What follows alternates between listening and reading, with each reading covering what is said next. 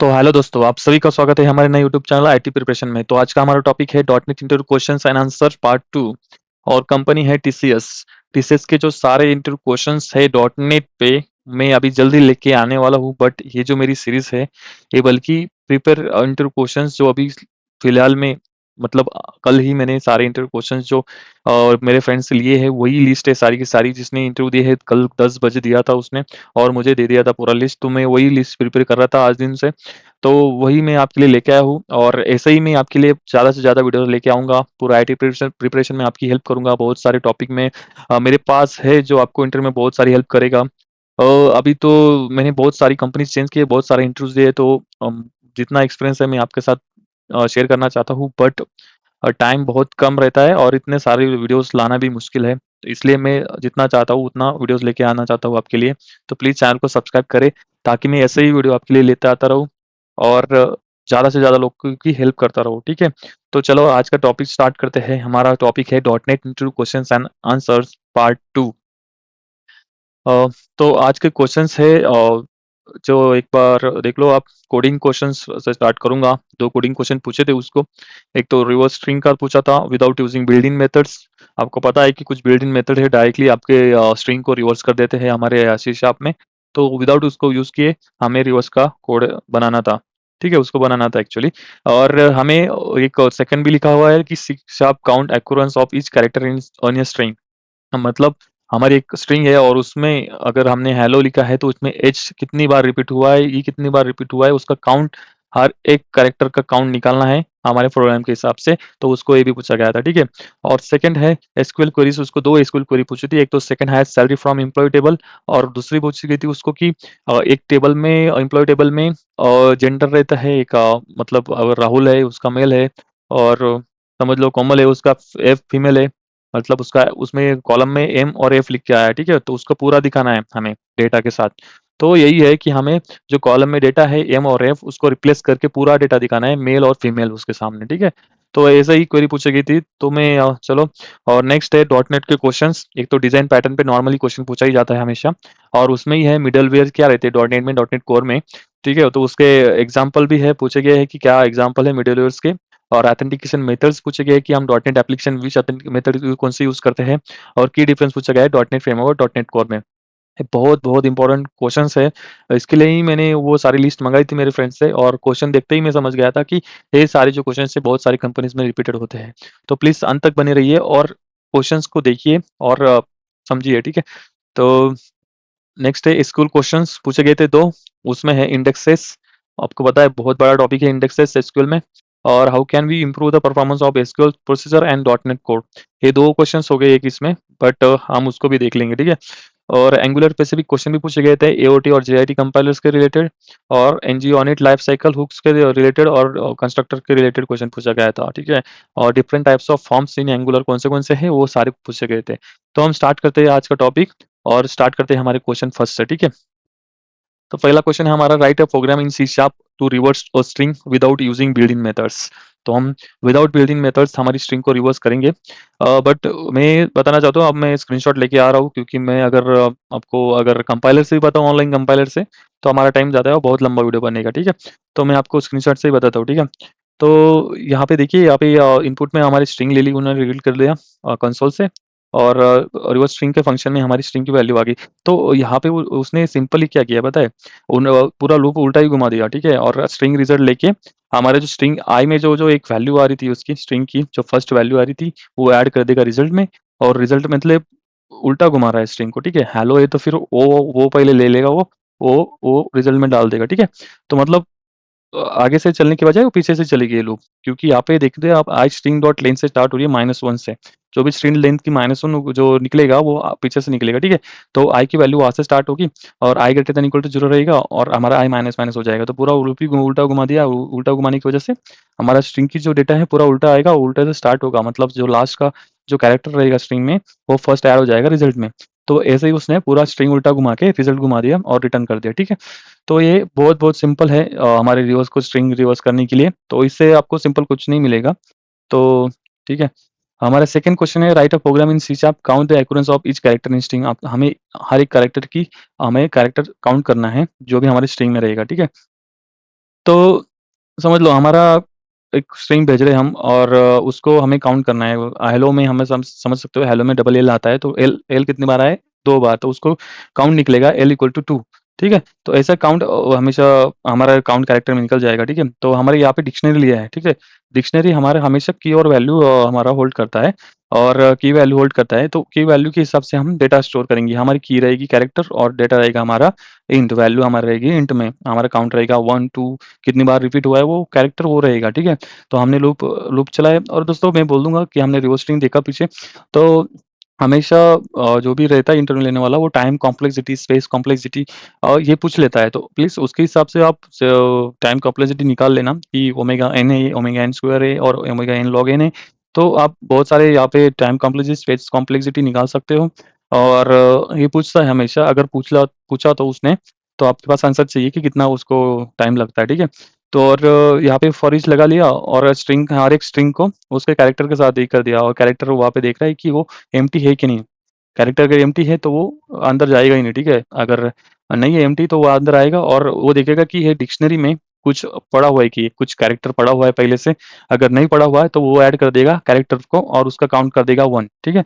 और इसके साथ ही अगर उसको कंटेंट्स की, मतलब उसमें अगर उसको, इसमें अगर उसको कुछ कैरेक्टर मिलता है, जो कैरेक्टर आया है फिर से, अगर एल तो फिर पहले ही ऐड हो चुका है, ठीक है? और वापस से अगर एल आ रहा है, तो चेक चेक करेगा कि एल है क्या नहीं एल है। तो एल तो पहले से ही है, तो क्या करेगा, इसके बजाय वो जाएगा एल्स लूप में, और जो कैरेक्टर जो पहले से ही है एल का, उसमें से भी एडिशन कर देगा 1 का, जो 1 था उसको 2 कर देगा, ठीक है? तो ऐसे ही चलेगा, और हमने यहाँ पे की और वैल्यू प्रिंट कर दी है नीचे, सारे कैरेक्टर हमारे ऐड होने के बाद, ठीक है? तो ये भी बहुत सिंपल है, और आप अगर दूसरा कुछ कोड देखना चाहते हो उसकी वजह से, तो आप आपको बहुत डिफ़िकल्ट पड़ेगा, और वो एचआर को भी समझा, मतलब जो भी हमारा टेक्निकल पर्सन होगा उसको समझाने में भी बहुत डिफ़िकल्टी आएगी आपको। तो ये सिंपल है, आपको समझाने में बहुत ईज़ी जाएगा, ठीक है? तो हमारा नेक्स्ट क्वेश्चन है, तो हमारा थर्ड क्वेश्चन है, write a query to find the second highest salary from the employee table. हमें सेकंड हाईएस्ट सैलरी निकालनी है एम्प्लॉयी टेबल से। बहुत बार पूछा जाता है इंटरव्यूज़ में, अगर 10 एसक्यूएल क्वेरीज़ में 5 बार तो एसक्यूएल क्वेरीज़ में ये पूछा जाएगा कि आपको top second highest salary, first highest salary या थर्ड हाईएस्ट सैलरी निकालनी है। तो मैं आज आपको सेकंड हाईएस्ट सैलरी निकालने का बताऊँगा। तो आप फर्स्ट और थर्ड उस पे उसके हिसाब से भी आप निकाल सकते हो उसको मॉडिफ़ाई करके। तो आप वो देख लेना, ठीक है? और बहुत सारे बेसिक क्वेश्चन पूछे जाते हैं, जैसे प्रीवियसली हमने देखा कि रिवर्स स्ट्रिंग, पैलिंड्रोम और फिबोनाचीज़, बहुत सारे क्वेश्चंस जो है, जो हमने पहले से ही, जो बैचलर थे, जब से हमने स्टडी स्टार्ट की थी, इंटरव्यू प्रिपरेशन स्टार्ट किया था, ये बेसिक क्वेश्चन हमें आती है। ये एग्ज़ाम में भी बहुत बार पूछे जाते हैं, जो ग्रेजुएशन स्टूडेंट हैं उनको भी पूछे जाते हैं।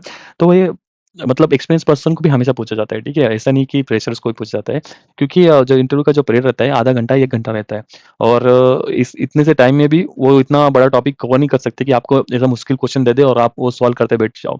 तो उनको बहुत सारे क्वेश्चंस देने होते हैं, जैसे उनको अगर डॉटनेट है, एंगुलर है, एसक्यूएल है और डेटा स्ट्रक्चर है, बहुत सारे क्वेश्चंस बनते हैं। अगर वो कोड पे ही अगर उसका इंटरव्यू लेते रहे, तो फिर बाकी तो क्वेश्चन छूट जाएँगे, और वो जज नहीं कर पाएँगे कि ये जो एम्प्लॉयी है, वो कैसा है बाकी चीज़ों में। तो इसके लिए वो बहुत सारे सिंपल क्वेश्चन पूछते हैं, और वैसे ही इस टाइप का एक सिंपल क्वेश्चन है, second highest salary from employee table. ये जो एसक्यूएल क्वेरी है, यहाँ से स्टार्ट होने वाली है, ठीक है? तो सिंपलेस्ट वे में हम निकाल सकते हैं कि उसको डिसेंडिंग कर दे और लिमिट लगा दे और ऑफसेट लगा दे 1 का, तो निकल गई सेकंड हाईएस्ट सैलरी। बहुत सिंपल है, ये सबको पता रहता है, ठीक है? और अ, सेकंड वे में हम क्या कर सकते हैं कि हम मैक्स सैलरी निकाल लें, select max salary from employee, max salary निकल गई, मैक्स सैलरी फर्स्ट सैलरी निकल गई। तो फर्स्ट सैलरी निकालने के बाद यहाँ पे फिर से मैक्स सैलरी निकाल ली, और उसको लेस देन इक्वल टू, मतलब ये जो मैक्स सैलरी उससे कम ही रहेगी ना सेकंड हाईएस्ट सैलरी। तो जो भी हमारी सेकंड मैक्स सैलरी निकलेगी, वो जो हमारी फर्स्ट मैक्स सैलरी से कम रहेगी। तो फर्स्ट मैक्स सैलरी से कम निकली मतलब वो सेकंड वाली रही ना, तो वो सेकंड हाईएस्ट सैलरी आप ऐसे भी निकाल सकते हो, ठीक है? और थर्ड हाईएस्ट सैलरी यहाँ पे क्या किया उसने, सिलेक्ट टॉप 2 रिकॉर्ड सिलेक्ट कर दिया और सैलरी को डिसेंडिंग कर दिया। अगर टॉप 2 सैलरी हुआ, मतलब पहले तो सैलरी पूरे डिसेंडिंग हो गया, मतलब जो मैक्स सैलरी हो वो ऊपर चला गया, ऊपर में 2 रिकॉर्ड रहेंगे मैक्स वाले। तो टॉप 2 आ गया, टॉप 2 रिकॉर्ड है अभी डेटा में, आपको टॉप 2 दिखेगा। अगर आपने ये पहला सिलेक्ट वाला निकाल दिया ना, तो 2 रिकॉर्ड दिखेंगे। तो उसमें उन्होंने सिलेक्ट टॉप 1 लगा दिया, ठीक है? तो इस हिसाब से उसने डिसेंडिंग लगा दिया ना टॉप 2 पे, तो जो सेकंड हाईएस्ट सैलरी वो टॉप 1 पे चली जाएगी, ठीक है? तो यहाँ पे देखो, उसने पहले से सैलरी असेंडिंग करा दी, फिर उसको असेंडिंग बना दिया, ठीक है? टॉप 1 लगा के असेंडिंग बना दिया, तो असेंडिंग बनाते ही उसका जो सेकंड हाईएस्ट सैलरी वो टॉप पे चला गया, ठीक है? तो ऐसे ही है, पहले तो टॉप 2 लगाया, मतलब उसको डिसेंडिंग कर दिया, फिर उसको टॉप 1 लगा के असेंडिंग कर दिया और फर्स्ट सैलरी निकाल ली, ठीक है? तो ऐसे ही है, टॉप 1, टॉप 2 लगा के आप कर सकते हो। वैसे ही आप आपको अगर थोड़ा हाई सैलरी चाहिए, तो यहाँ पे टॉप 2 लगा दो और यहाँ पे टॉप 3 लगा दो, हो गया सेकंड हाईएस्ट सैलरी निकल जाएगी आपकी, ठीक है? तो ऐसे ही सिंपल-सिंपल मॉडिफिकेशन करके आप कर सकते हो, ये तो ये मैंने 3 वे में बता दिया, तो आप ऐसे ही आप ट्राई कर सकते हो, बहुत सारे क्वेश्चंस बनते हैं, आपका अगर प्रैक्टिस करते हो तो बहुत ईज़ी हो जाएगा, ठीक है? तो चलते हैं नेक्स्ट क्वेश्चन पे। Write a query to replace gender data M to male and F to female from employee table. तो यहाँ पे देख सकते हो, यहाँ पे नेम कोमल, रितेश और मयूर है, यहाँ पे जेंडर देख सकते हो एफ एम एम एम है। तो ऐसा हमारा टेबल बना हुआ है डेटाबेस में, बट हमें आउटपुट चाहिए ऐसा, नीचे वाला आउटपुट है जो वैसा चाहिए। तो नीचे में आउटपुट देख सकते हो, कोमल के आगे फीमेल है, रितेश के आगे मेल है, मयूर के आगे मेल है। तो हमें ऐसा आउटपुट चाहिए, तो वो बोलेगा कि एक क्वेरी ऐसी बनाओ एम्प्लॉय टेबल पे कि वो हमारा जो जेंडर है वो फुल नेम में दिखाए, ठीक है? तो ऐसे ही है, तो हमें स्टार्ट करते हैं, ठीक है? तो यहाँ पे देखो कि यहाँ पे केस लगा दिया उसने, केस लगाने के बाद when gender M then male, when gender F then female, also else unknown. अगर वहाँ पे अगर कुछ एम और एफ के अलावा भी कुछ आता है तो हमारे पास कंडीशन एल्स वाली कंडीशन भी रहती है, तो अब हम लगा सकते हैं। और एस लगा के जेंडर लगा दो और जेंडर का कॉलम बन जाएगा। यहाँ पे गलत हुआ, जेंडर नहीं बनेगा, यहाँ पे जेंडर डिस्क्रिप्शन यहाँ पे बन जाएगा, जेंडर डिस्क्रिप्शन और फ्रॉम एम्प्लॉय, ठीक है? तो ऐसा हम कर सकते हैं हमारे टेबल के साथ। चलो, ये बहुत सिंपल है, तो ये भी आप फ़ॉलो कर सकते हो। वैसे तो बहुत तरीके हैं, ज आप कॉलम को मॉडिफ़ाई कर सकते हो, वो आपको देखना पड़ेगा, ठीक है? तो मैं आपको सिर्फ़ क्वेश्चन बता रहा हूँ, वैसे ही आपको क्वेश्चन करना है, सॉरी, ठीक है? तो ये हो गया। अभी हमारा क्वेश्चन 5 है, which design pattern have you worked with and can you explain one of it? क्योंकि बहुत बार ये डिज़ाइन पैटर्न्स तो बहुत नॉर्मल टॉपिक है हमारे डॉट नेट के हिसाब से, बहुत बार पूछा जाता है इंटरव्यू में। और डिज़ाइन पैटर्न के मतलब अलावा कुछ क्वेश्चन रहता ही नहीं है एक्सपीरियंस पर्सन को पूछने के लिए। और डिज़ाइन पैटर्न मतलब अगर आपको डिज़ाइन पैटर्न आता है मतलब आपने कुछ काम किया है कोडिंग में। आप बहुत सारे डिज़ाइन पैटर्न गो थ्रू जाते हो, जैसे कि गॉफ और नॉन गॉफ पैटर्न रहते हैं। मतलब गैंग ऑफ 4 पैटर्न और नॉन गॉ गैंग ऑफ 4 पैटर्न। जैसे कि गैंग ऑफ 4 पैटर्न में हमारे आगे हमारे प्रोटोटाइप, सिंगलटन जैसे क्रिएशनल बिहेवियर स्ट्रक्चर सारे बनते हैं ना, वैसे मेडिटर आ गए, मोमेंट आ गए, कमांड आ गया, अडैप्टर आ गया, डेकोरेटर आ गया, इटरेटर आ गया। और वैसे हमारे नॉन गॉफ में हमारे रिपॉजिटरी आ गए, यूनिट ऑफ वर्क आ गया। तो बहुत सारे डिज़ाइन पैटर्न्स है जो हमारे कोडिंग्स में यूज़ होते हैं। तो आप कुछ भी बता सकते हो, जैसे रिपॉजिटरी पैटर्न बता सकते हो, आप यूनिट ऑफ वर्क बता सकते हो, आप सिंगलटन बता सकते हो, बहुत सारे हैं। तो हम उसको देखते हैं अभी क्या है डिज़ाइन पैटर्न, ठीक है? आई हैव आप क्वेश्चन का आंसर कैसे देना है आपको बताना है, ठीक है? I have work with several design pattern like singleton, factory repository and dependency injection. तो आप बता सकते हो कि मैंने बहुत सारे डिपेंडेंसी मतलब डिज़ाइन पैटर्न्स पे काम किया है। तो आप एक क्वेश्चन बता सकते हो, बट आपने रियली में किया है वही बताना है, ठीक है? आप जो प्रिपेयर हो वही बताना है। आपको एक डिज़ाइन पैटर्न पूरा करके जाना है, कोई भी हो।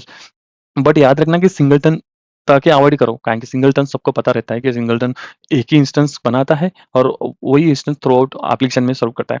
बट वो तो नॉर्मल क्वेश्चन हो गया ना, तो आपको एक डिफरेंट सोचना है, मतलब आउट ऑफ बॉक्स थिंक करना है कि हम ऐसा क्वेश्चन दें जो बाकी हो आंसर दे नहीं पाएगा। आपको सिंगलटन भी पता चाहिए, बट आप सिंगलटन के अलावा आप रिपॉजिटरी पैटर्न बता सकते हो। आप रिपॉजिटरी पैटर्न सर्च कर लो और उसका थोड़ा-सा कोड कोड गो थ्रू कर लो। कोड गो थ्रू करने के बाद भी आप समझ जाओगे कि क्या है रिपॉजिटरी पैटर्न। तो थोड़ा ड्राइंग वगैरह भी आप देख लो, तो ड्राइंग के हिसाब से आपको समझने में थोड़ी आसानी होगी। ठीक है? तो रिपॉज़िटरी पैटर्न मतलब क्या करता है कि डेटाबेस लॉजिक और बिज़नेस लॉजिक को डिफरेंट करता है, मतलब एडिटर जैसा काम करता है। तो आप वो गो थ्रू कर लो, वो भी बहुत सिंपल है। और रिपॉज़िटरी पैटर्न में हम यूनिट ऑफ वर्क भी यूज़ करते हैं, जो ट्रांज़ैक्शन हम यूज़ करते हैं। एक तो जो भी हम कोडिंग में जो स्टार्ट से एंड तक जो ऑपरेशन करते हैं, तो उनको पूरा करने का काम हमारा यूनिट ऑफ वर्क करता है कि वो कुछ बीच में ही कुछ कैंसल ना हो जाए, कुछ कट ना हो जाए। अगर कुछ टेक्निकल डिफ़िकल्टी आती है तो वो ट्रांज़ैक्शन रुक ना जाए, तो वो ट्रांज़ैक्शन मैनेज करता है हमारे कोड के हिसाब से, ठीक है? तो यूनिट ऑफ वर्क और रिपॉजिटरी पैटर्न नॉन गॉफ है, तो नॉन गॉफ पैटर्न भी आपको बताना है और गैंग ऑफ 4 पैटर्न भी बताना है, जो हमारे 4 मेंबर्स जो 4 डेवलपर्स थे उन्होंने बनाए हैं हमारे पैटर्न्स, जो हमारे डिज़ाइन्स में जो भी प्रॉब्लम्स रहती है उसको अवॉइड करने के लिए, ठीक है? तो बहुत सिंपल है, जो भी हम एप्लीकेशन स्टार्ट करते हैं हमें डिज़ाइन पैटर्न थ्रू भी हमें हमारा एप्लीकेशन बनाना होता है, ताकि हमारा एप्लीकेशन बहुत अच्छा बने, इसलिए हमारे डिज़ाइन पैटर्न बने हुए हैं, ठीक है? तो हम एक एक्चुअली टाइम टेस्टेड सॉल्यूशन रहते हैं, पहले ही टेस्ट हो चुका है वो सॉल्यूशंस, जो सॉल्यूशन रहता है जो हमारे आर्किटेक्चर प्रॉब्लम्स को रिज़ॉल्व करने का काम करता है, ठीक है? तो यहाँ पे एग्जांपल देखो, one example is a singleton pattern which ensure that a class has only one instance through out the application.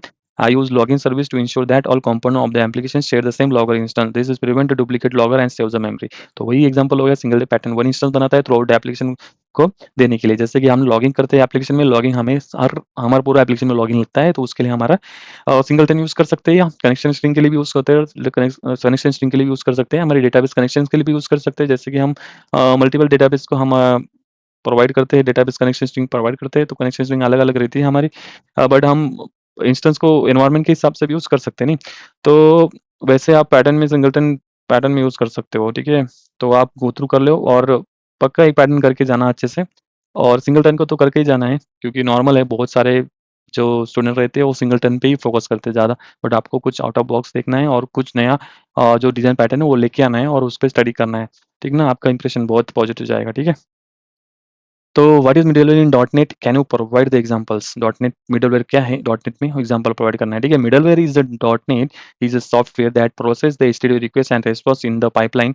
It sits between incoming request and outgoing response, handling the task like logging, authentication, error handling, or modifying the request and responses.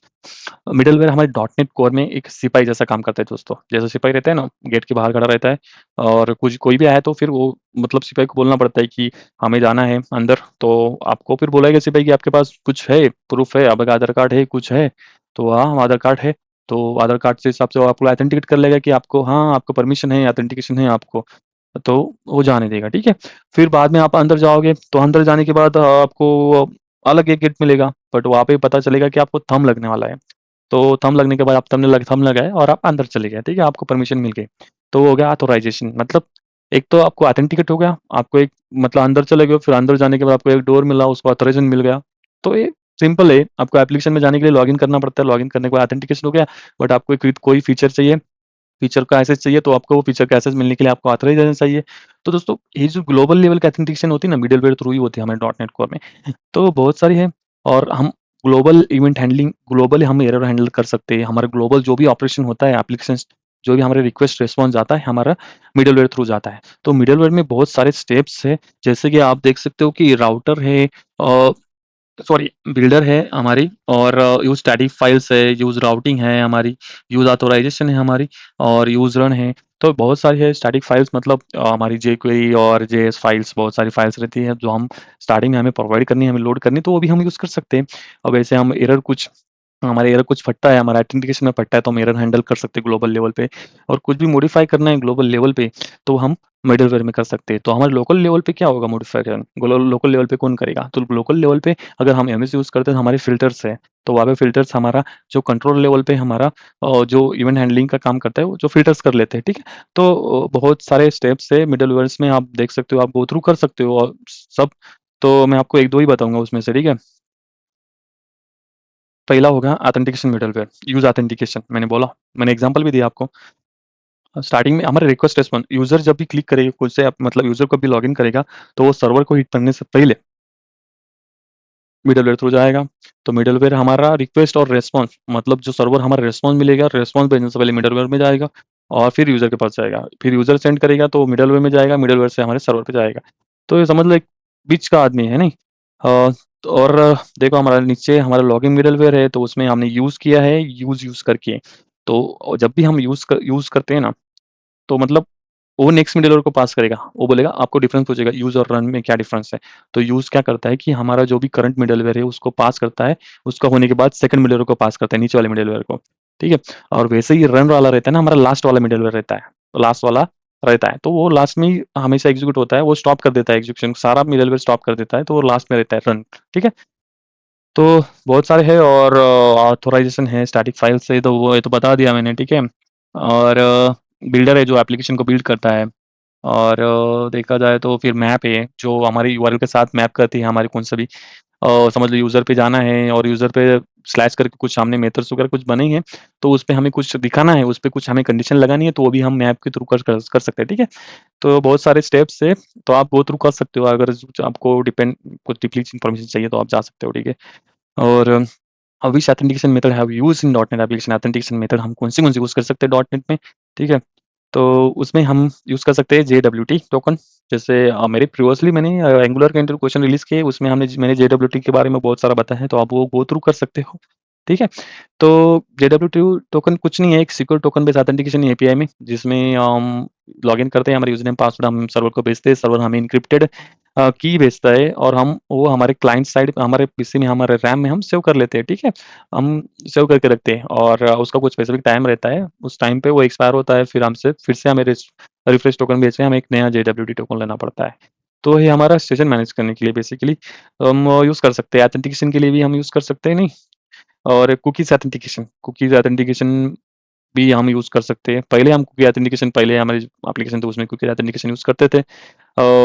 तो हम login user name password डालते थे और वही हम cookies में set करके हम रख देते थे हमारे साइट पे, और वही हमारा डेटाबेस के साथ कंपेयर करके हमारा लॉगिन कर देता था, ठीक है?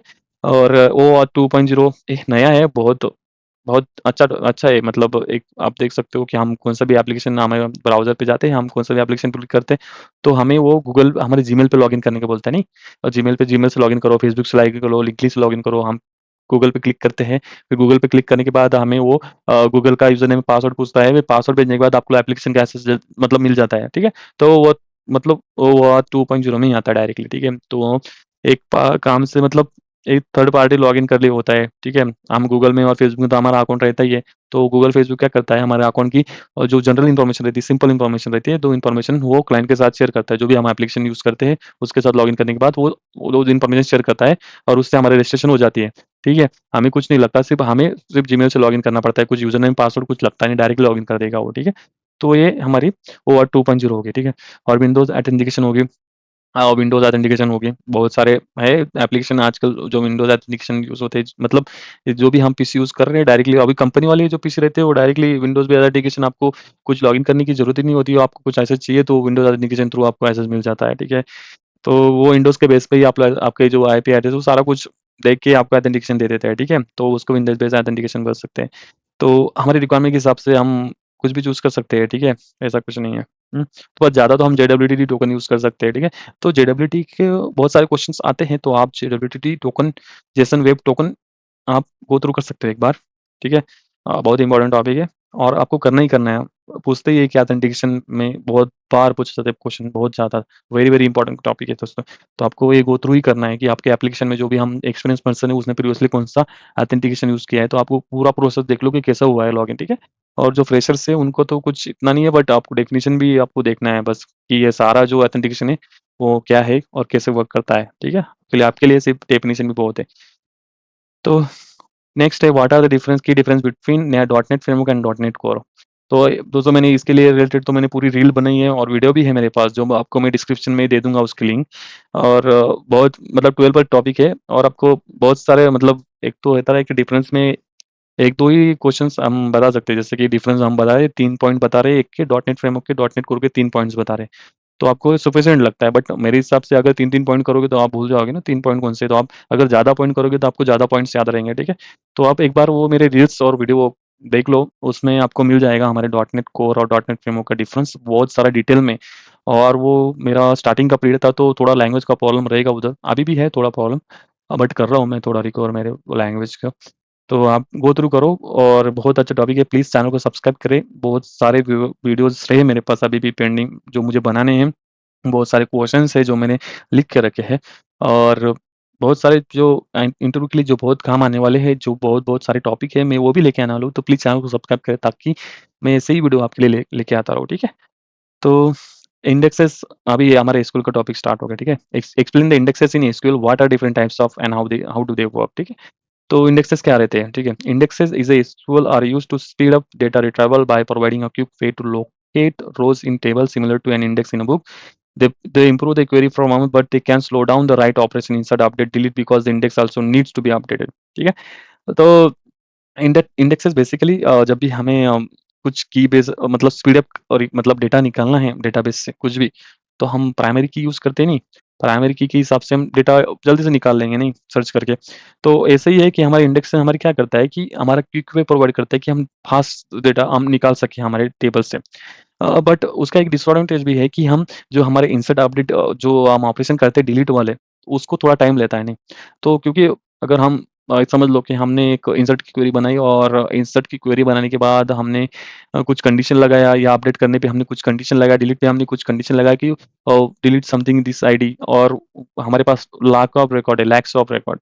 तो लैक्स ऑफ रिकॉर्ड में क्या होगा कि वो इंडेक्सिंग के हिसाब से, मतलब जब भी हमने इंडेक्सिंग लगाया उस पे वो सर्च करेगा वन बाय वन। जैसे तो हम बी-ट्री यूज़ करते हैं नहीं, तो बी-ट्री के हिसाब से तो हमारा फास्ट सर्च हो जाता है, बट तब भी हम इंडेक्सिंग के हिसाब से जाए हमारे इंसर्ट अपडेट डिलीट ऑपरेशन पे, तो वो टाइम लेता है, ठीक है? तो आप ये हमारा डिसएडवांटेज बता सकते हो, अगर कोई पूछ सकता है तो, ठीक है? तो हमारा टाइप ऑफ इंडेक्स कौन से हुए? पहले हमारा क्लस्टर इंडेक्स हो गया, क्लस्टर इंडेक्स को क्या बोल रहे हैं? Sort and store the data rows in table based on the key values. Each table can have only one cluster index. एक टेबल में सिर्फ एक क्लस्टर इंडेक्स रहता है। दोस्तों ध्यान में रखना, एक ये बहुत इंपॉर्टेंट है। और एक टेबल में सिर्फ एक क्लस्टर इंडेक्स रहना है, एक ही क्लस्टर इंडेक्स बताना है आपको। वो क्या रहता है? प्राइमरी की। प्राइमरी की हमारी क्लस्टर इंडेक्स है। आपको यही आंसर बताना है इंटरव्यू में कि क्लस्टर इंडेक्स एक ही रहता है टेबल में और उसको हम प्राइमरी की बोलते हैं। ठीक है।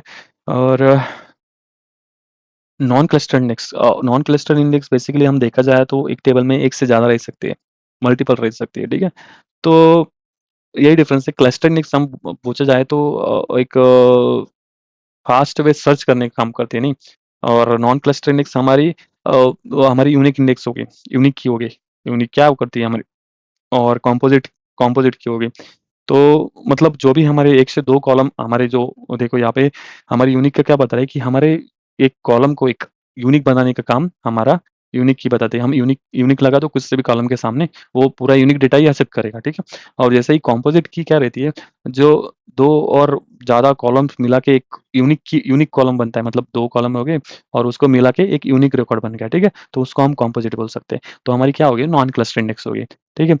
तो ये डिफरेंस है। और मैं तो उसको आपको मैं प्रैक्टिकली बता रहा हूँ कि उसकी डेफिनेशन क्या हो सकती है, बट ठीक है। बट आपको थ्योरेटिकली आपको अगर जाना है, आपको डेफिनेशन बतानी है, तो उसके लिए वो अलग आपको वो जो उसकी डेफिनेशन है वो देखनी पड़ेगी। बट तो मैं तो बोलूँगा कि ऐसे ही आपको एक्सप्लेनेशन बतानी है ताकि उसको समझ में आए कि आपको वाक़ई में आपको पूरा प्रैक्टिकली पता है, ठीक है?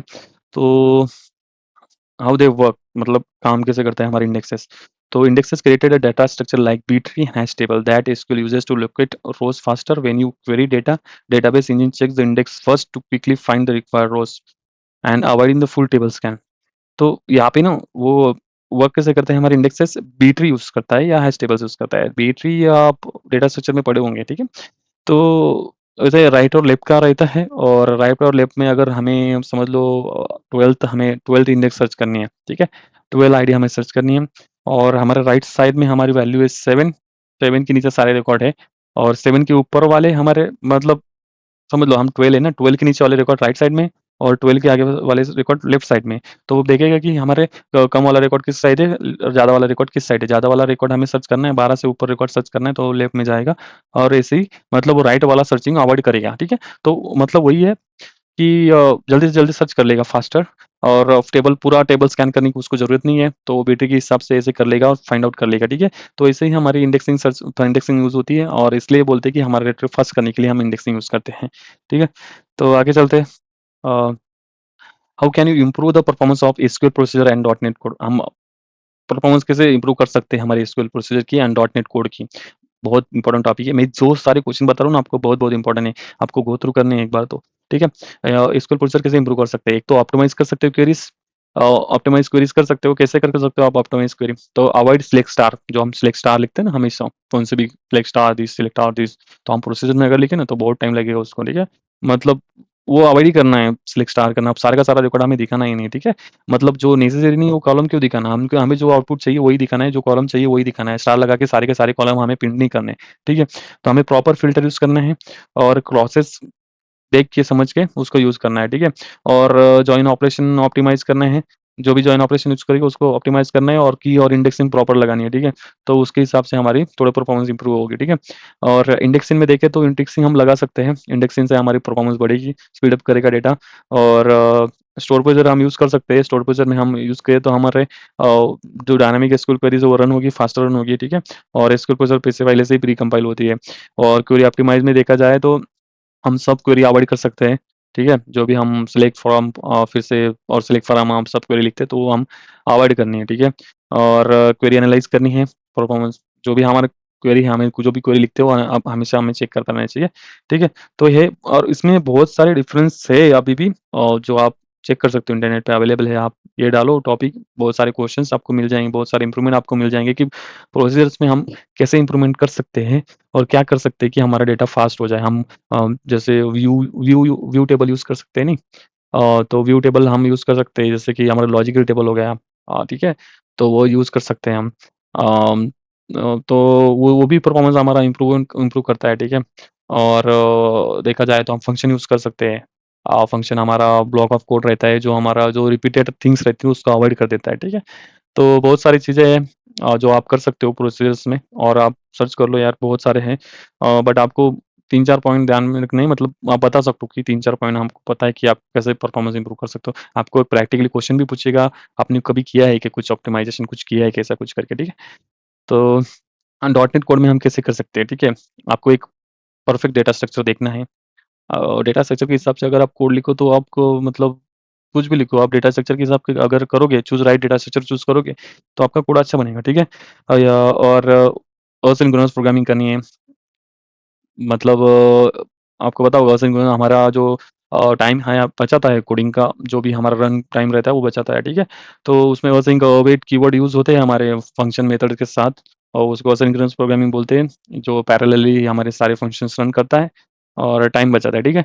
और कैचिंग यूज़ कर सकते हैं। कैचिंग तो आपको पता होगा, अगर कोई हमें डेटा लाना है, बैकएंड से सर्वर से डेटा लाना है, तो उसको बार-बार अगर हम जाते हैं वो डेटा लेने, तो क्या होगा, हमारा टाइम वेस्ट होगा। तो उसके हिसाब से अगर हम एक बार डेटा लेके आए और हमारे कैचिंग में रख दें, हमारे पीसी पे रख दें, और वही वहाँ से हम मेन मेमोरी से ही हम वो डेटा उठाता रहे, तो उसको हम कैचिंग बोल सकते हैं, ठीक है? तो हमारे store frequently access data and reduce database calls हमारे रिड्यूस होते हैं कैचिंग से। हमारी मेमोरी लीक अवॉइड करनी है हमें। ऑटोमैटिक डिस्पोज़ यूज़ करना है कि हमारा जो भी हम यूज़ करें, हमें जो भी हम ऑब्जेक्ट बनाएँ उसको डिस्पोज़ कर दें, ठीक है? तो उससे मेमोरी लीक का प्रॉब्लम हमारे निकल जाएगा। हमने कुछ फ़ाइल बनाई तो उसको डिस्पोज़ करें, हमने कनेक्शन बनाया तो उसको डिस्पोज़ करें, हमने नेटवर्क रिसोर्स बनाया तो उनको डिस्पोज़ करें, हम रिसोर्स कुछ भी बनाए, ऑब्जेक्ट बनाए उसको डिस्पोज़ करें, ताकि हमारी मेमोरी लीकेज प्रॉब्लम ना हो। आपको पता है ज़्यादा से ज़्यादा जो मेमोरी लीक होते हैं वो अनमैनेज कोड में ही होते हैं, ठीक है? तो वो आपको देखने हैं, मैनेज और अनमैनेज कोड भी है आपका डिफरेंस, तो मैनेज और अनमैनेज भी आपको पढ़ना है, बहुत इंपॉर्टेंट टॉपिक है गार्बेज कलेक्टर के हिसाब से। तो आपको पूछा है गार्बेज कलेक्टर क्या है, तो वो भी आपको आना चाहिए, ठीक है? तो मिनिमाइज़ ऑब्जेक्ट क्रिएशन आपको मिनिमाइज़ करना है। आपको पता है कि ऑब्जेक्ट क्रिएशन जो भी होता है वो अनमैनेज कोड रहता है। मैनेज कोड कौन-सा रहता है, जो हमारे लोकल स्कोप पे हमारा जो भी हमारा गार्बेज कलेक्शन जो जनरेशन 0, जनरेशन 1 पे हमारा क्लोज़ हो जाता है, जो लॉन्ग टर्म पे हमारे ऑब्जेक्ट नहीं रहते मेमोरी में। तो जो लॉन्ग टाइम पे रहते हैं, जैसे ऑब्जेक्ट ऑब्जेक्ट क्रिएशन रहता है, एक्चुअली जो हमारा ऑब्जेक्ट कलेक्टर रहता है, गार्बेज कलेक्टर, वो सिर्फ़ मैनेज कोड को ही हटा पाता है, ठीक है? अनमैनेज कोड को नहीं हटा पाता। तो अनमैनेज कोड हटाने का काम कौन करता है? जो हम फ़ोर्सफुली डिस्पोज़ वगैरह कुछ लगाते हैं ना, वो काम हम मैनुअली करते हैं। हमें डिस्पोज़ करने का काम अनमैनेज मेमोरी को हम खुद करते हैं। तो ऑब्जेक्ट क्रिएट करेंगे तो अनमैनेज कोड क्रिएट होगा, ठीक है? तो वो अवॉइड करें, मेमोरी लीकेज नहीं होगी, ठीक है? और सेकंड है हमारा आखिरी क्वेश्चन है, हमारा एंगुलर का क्वेश्चन स्टार्ट हो गया, ठीक है, यहाँ से। तो difference between ahead of time and just in time compiler, difference क्या है दोनों कंपाइलर्स में? पहले हमारा जेईटी यूज़ होता था, अभी हम एओटी यूज़ करते हैं, ठीक है? तो उसमें डिफरेंस क्या है दोनों का? तो ahead of time compiler compiles the angular application during the build process before the running in the browser. ये जो हमारा कंपाइलर है, वो एप्लीकेशन का हमारा कंपाइल कर देता है बिल्ड में। जब भी हम बिल्ड करते हैं एप्लीकेशन को, उसी टाइम हमारा एप्लीकेशन हमारा कंपाइल कर देता है। मतलब ब्राउज़र से पहले, जो भी हमारा डेटा ब्राउज़र पे जाने से ही पहले हमारा बिल्ड कर देता है, ठीक है? तो उससे क्या होता है कि हमारी रेंडरिंग रेंडरिंग जो प्रोसेस होती है फास्ट होती है। हमारी एरर्स जो भी आती है, हमें बिल्ड टाइम पे ही पता चल जाती है कि कुछ एरर है इसमें, ठीक है? और पता है आपका जो एंगुलर टाइपस्क्रिप्ट में होता है ना, उसको जावास्क्रिप्ट में हमारा जो ब्राउज़र रहता है हमेशा जावास्क्रिप्ट लैंग्वेज समझता है, ठीक है? और एंगुलर हमारा टाइपस्क्रिप्ट में है, तो टाइपस्क्रिप्ट को जावास्क्रिप्ट में कन्वर्ट करने का काम भी एओटी करता है, बट हमें कंपाइल करना है, हमारे बिल्ड टाइम पे हमारा कंपाइल हो जाता है, एरर चेक कर लेता है, और वैसे ही हमारा पहले से बिल्ड हो जाता है, तो हमारा बंडलिंग साइज़ होती है वो कम हो जाती है। कम हो जाने की वजह से हमारे जो ब्राउज़र पे रहता है डेटा फास्ट रेंडर हो जाता है, ठीक है? तो आपको ये स्मॉल डिफरेंस बताना है दोनों में। और जस्ट इन टाइम कंपाइलर बोले तो हमारा डायरेक्टली हमारा जो कंपाइल होता है वो ब्राउज़र पे ही होता है डायरेक्टली। और इसमें एट द टाइम पे क्या होता था कि हमारा कंपाइलर एप्लीकेशन में ही होता था, ठीक है? मतलब बिल्ड प्रोसेस में ही बिल्डिंग चलती रहती, उस टाइम पे ही हमारा कंपाइल हो जाता था एंगुलर, उस टाइम पे आपको कोड का एरर पता चल जाता था। बट इसमें जस्ट इन टाइम में क्या होता है कि ब्राउज़र पे हमारा कंपाइल होता है। ब्राउज़र पे कंपाइल होने की वजह से क्या होता है, जो भी एरर आता है वहाँ पे डायरेक्टली ब्राउज़र पे कोड पड़ जाता है हमारा, ठीक है? तो ये डिफरेंस है, और बंडल साइज़ भी बहुत ज़्यादा रहती है, क्योंकि हम जो भी हमारा कोड रहता है डायरेक्टली हम ब्राउज़र पे ही हम डायरेक्टली रन करते हो, तो वहाँ पे ही बंडल करके हम वहाँ पे ही भेज देते हो, तो उसमें बंडलिंग साइज़ भी बढ़ जाती है हमारी। तो दोनों का एक कॉमन डिफरेंस है, तो आप गो थ्रू कर सकते हो एक बार, ठीक है? AOT improves the performance and reduce the bundle size by compiling the code ahead of time, and while the JIT compiles the code on the fly, while which can slow down the initial load times। तो वही है जो मैंने बताया, ठीक है? तो आप गो थ्रू कर लो यार, बहुत इम्पोर्टेंट है। और और इसमें बताया कि how does the ngOnInit life cycle hook differ from the constructor in Angular. तो ये दोनों का डिफरेंस है ना, अगर एंगुलर आपका है प्राइमरी स्किल है और आप एंगुलर का इंटरव्यू भी दे रहे हो, तो उसमें आपको पूछा जाएगा कि हिंज यूनिट, कंस्ट्रक्टर में डिफरेंस क्या है दोनों का। हिंज यूनिट हमारा हुक है, एंगुलर हुक है और कंस्ट्रक्टर नहीं है। बट कंस्ट्रक्टर और एंगुलर हिंज यूनिट में बहुत बड़ा संबंध है, आप देखा जाओ तो। हर कंपोनेंट जो भी हम टाइप्स के यूज़ करते हो, उसमें हमें कंस्ट्रक्टर और हिंज यूनिट दिखने को मिलता है, ठीक है? तो constructor is called when the component class is initiated. वही है जो सारे कंस्ट्रक्टर करते हैं, जब भी हम क्लास का ऑब्जेक्ट बनाते हैं, इनिशिएट बनाते हैं, तभी हमारा कंस्ट्रक्टर इन्वोक हो जाता है। ये सारा कॉमन ही है। It is used to initialize the class member और इंजेक्ट डिपेंडेंसीज़। जब भी हमें डिपेंडेंसी इंजेक्शन इंजेक्ट करना है, जो भी एक्सटर्नल हमारी थर्ड पार्टी हमारी सर्विस बनाते हैं, हम सर्विसेज हमारी इंजेक्ट करनी है, तो हम वो कंस्ट्रक्टर थ्रू करते हैं, ठीक है? और जो भी क्लास मेंबर है, हमें जो इनिशियलाइज़ करना है, हम कंस्ट्रक्टर थ्रू करते हैं। तो ये समझ लो कि जो भी हमारा कंपोनेंट लोड, जो भी हमारा व्यू लोड होना चाहता है, जो भी हमारा कंपोनेंट लोड होना चाहता है, और जो भी हमारे कंपोनेंट ऑब्जेक्ट हमारा क्रिएट होता है, उसी टाइम पे हमारा कंस्ट्रक्टर लोड हो जाता है। उसी टाइम पे जो हमारा जो सारा ऑपरेशन हमें कंस्ट्रक्टर पे करना है, मतलब जो भी हम ऑपरेशन कंपोनेंट की व्यू लोड होने से पहले हम करना चाहते हैं, जो भी हम डेटा लाना चाहते हैं सर्विस से और हम वो डेटा लेके रखना चाहते हैं, वो हम कंस्ट्रक्टर में कर सकते हैं, ठीक है? और एनजीओनिट क्या करता है कि एनजीओनिट हमारे कंस्ट्रक्टर के बाद कॉल होता है। हमारा कंस्ट्रक्टर पहले कॉल होता है, फिर एनजीओनिट कॉल होता है, ठीक है? और ये क्या करते हैं एनजीओनिट, बेसिकली हमारे जो इंटरनली हमारे जो फंक्शंस रहते हैं, उसको कॉल कर लेता है। और कंस्ट्रक्टर के बाद जो भी ऑपरेशन रहता है, वो हमारा एनजीओनिट करता है, ठीक है? फंक्शन कॉल करना, हमारा मेंबर्स को इनिशियलाइज़ करना, जो भी हमारा कोड में जो इनिशियलाइज़ेशन रहता है, उसको काम हमारा एनजीओनिट करता है, ठीक है? तो वो वही है। और constructor is used to for basic setup dependencies, while NGONIT is the ideal for more complex initializations such as fetching the data, interacting with the DOM। जो भी DOM के साथ इंटरैक्ट कर रहे हैं, हम बाइंडिंग यूज़ करते हैं, तो बाइंडिंग यूज़ करते समय हमें कुछ इनिशियलाइज़ करना है, तो हम NGONIT में करेंगे, ठीक है? तो ये है, कॉमन क्वेश्चंस है, आप गो थ्रू कर लेना एक बार, ठीक है? और different types of forms in angular, कौन से फॉर्म्स हम यूज़ करते हैं एंगुलर में? एक तो 2 फॉर्म्स है, एक तो टेम्पलेट ड्रिवन है, एक तो रिएक्टिव ड्रिवन फॉर्म्स है। दोनों फॉर्म हम यूज़ कर सकते हैं, ठीक है? तो हाँ, टेम्पलेट ड्रिवन फॉर्म क्या है हमारा? This form are defined using the HTML template and Angular directive. The logic for validation form handling is written in in the template. जो भी हम ऑपरेशन करते हैं टेम्पलेट पे करते हैं, वैलिडेशन करते हैं हम टेम्पलेट पे करते हैं, और जो है हम फॉर्म डेटा लेके आते हैं, वो टेम्पलेट थ्रू ही लेके आते हैं, मतलब पूरा हम जो करते हैं टेम्पलेट पे ही करते हैं, ठीक है? और ये जो हमारा टेम्पलेट ड्रिवन फॉर्म है, हम एक स्मॉल जो प्रोजेक्ट रहता है, स्मॉल जो हमारा फॉर्म रहता है, ज़्यादा कॉम्प्लेक्स नहीं रहता, सिंपल फॉर्म रहता है, तो उसके लिए हम टेम्पलेट ड्रिवन फॉर्म यूज़ कर सकते हैं। जो हम डायनामिकली हम अगर कुछ डेटा लाते हैं और डायनामिकली हम कुछ बाइंड करना चाहते हैं, तो हम उसमें रिएक्टिव फॉर्म में करेंगे, ठीक है? तो यहाँ पे देखो, simple form where the most of logic is handled in the template. जो भी लॉजिक हमारे टेम्पलेट पे हैंडल होता है, और सिंपल फॉर्म रहता है, और ज़्यादा तो ये टेम्पलेट में ही सारा कुछ हैंडल करता है। Suitable for small and medium size forms with the basic validation needs. इसमें ज़्यादा बेसिक वैलिडेशन रहती है और सिंपल रहता है, स्मॉल रहता है, और मीडियम स्केल पे जो भी फॉर्म बनते हैं, वो हम टेम्पलेट ड्रिवन पे बनाते हैं। बट अभी जो आजकल चलता है, वो रिएक्टिव फॉर्म चलता है, क्योंकि रिएक्टिव फॉर्म हमारा थोड़ा एडवांस है, और इसमें हम डायनामिकली हम फॉर्म बाइंड कर सकते हैं, और हमारा जो डेटा का जो भी वैलिडेशन वगैरह रहता है, जो भी हमारा फॉर्म बाइंडिंग वगैरह रहता है, वो हम बैकएंड में करते हैं, टीएस फाइल में करते हैं। और इसमें जो हम टेम्पलेट ड्रिवन पे रहते थे, वो एचटीएमएल पे सारा कुछ करते थे, ठीक है? तो ये डिफरेंस है। और देखा जाए तो एक डिफरेंस ये भी है कि रिएक्टिव फॉर्म में हम कॉम्प्लेक्स ऑफ फॉर्म बना सकते हैं, जो भी बड़ा फॉर्म हो हम रिएक्टिव फॉर्म में बना सकते हो, ठीक है? तो यही है लिखा हुआ नीचे। मैं वो आपको थ्योरेटिकली मतलब बता रहा हूँ सारा कुछ, तो आप मैं पढ़ लेना एक बार कि क्या है इसमें, ठीक है? और thanks for watching, please share and subscribe this channel for more updates. दोस्तों, ये जो क्वेश्चंस मैंने मेरे दोस्त से लिए हैं, उसने प्रीवियसली ये सारा इंटरव्यू दिया है, तो वही क्वेश्चंस मैं लेके आपको बता रहा हूँ। और बहुत सारे क्वेश्चंस है जो मैंने इंटरनली, जो मेरे इंटरव्यूज़ हुए उसके लिए मैंने रखे हैं, और मैं वो भी लेके आऊँगा आपके लिए, ठीक है? और एंगुलर्स के बहुत सारे इंटरव्यू क्वेश्चंस भी है मेरे पास, और एसक्यूएल के भी है, तो मैं वो भी टॉपिक लेके आऊँगा आपके लिए। और जो पर्सनल इंटरव्यूज़ जो मैंने दिए हैं, उसके जो मेरा एक्सपीरियंस रहा, तो उसके रिलेटेड भी मैं आपके लिए एक टॉपिक लेके आऊँगा, ठीक है? बट आपको वो टॉपिक की इन्फॉर्मेशन तभी मिलेगी जब आप मुझे मेरे चैनल को सब्सक्राइब करेंगे, ठीक है? तो प्लीज़ चैनल को सब्सक्राइब करें, ताकि मैं ज़्यादा से ज़्यादा लोगों तक पहुँच सकूँ, ठीक?